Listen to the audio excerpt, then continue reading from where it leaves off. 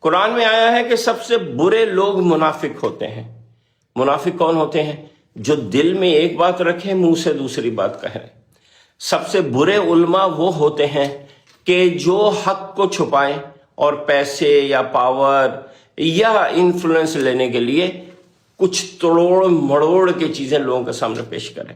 اور برے حکمران وہ ہوتے ہیں کہ جو ظلم کریں، انصاف نہ کریں اور طاقت کا غلط استعمال کریں۔ اصل سوال یہ ہے کہ ان میں سے کون سی چیز پہلے جنم لیتی ہے تو پھر دوسری چیز جنم لیتی ہے؟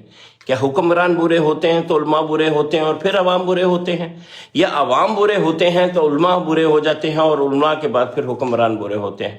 لیجئے، حالیہ ایران کے واقعات نے یہ بحث ہمارے لیے ہمیشہ ختم کر دی، ثابت کر دیا کہ وہ عوام اچھے ہیں تو انہیں اچھے علماء ملے ہیں اور ان کے لیڈر اچھے ہیں۔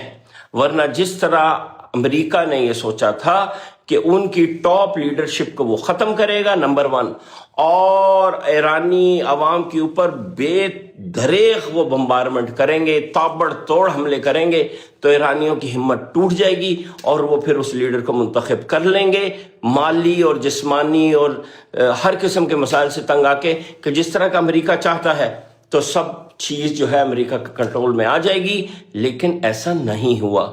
عوام کھڑے رہے، انہوں نے کہا نہیں، ہمیں تو اپنی مرضی کے ہی لیڈر چاہیے، ہم کمپرومائز نہیں کریں گے۔ یہی بات سوچیے اگر پاکستان میں ہوئی ہوتی، اتنی بمبارمنٹ، اتنی قتل و غارت امریکہ نے پاکستان میں کی ہوتی، تو کیا آپ سمجھتے ہیں کہ ابھی تک ہم نے امریکہ کی بات نہ مان لی ہوتی؟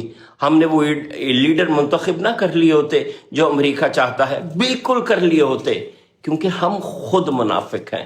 تو ہمارے اوپر ویسے ہی لیڈر آ کے مسلط ہو جاتے ہیں کہ جس طرح کے ہم خود ہیں۔ اور ہم کیا کرتے ہیں؟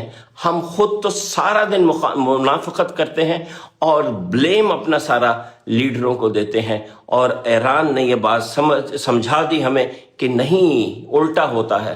اور اسی سے رسول اللہ صلی اللہ علیہ وآلہ وسلم کی یہ بات برحق ثابت ہو گئی کہ انہوں نے فرمایا تھا کہ جو حکمران ہوتے ہیں نا، وہ تم عوام کا عکس ہوتے ہیں۔ کہنے کا مطلب یہ کہ تمہارا چہرہ اگر پاک ہوگا نا، منافقت سے تم آزاد ہوگے، تو تمہارا عکس، تمہارے لیڈر بھی تمہیں ویسے ہی نظر آئیں گے۔ اللہ تعالی ہم پاکستانیوں کی منافقت جو ہے وہ ختم کرنے میں ہماری مدد کرے، آمین۔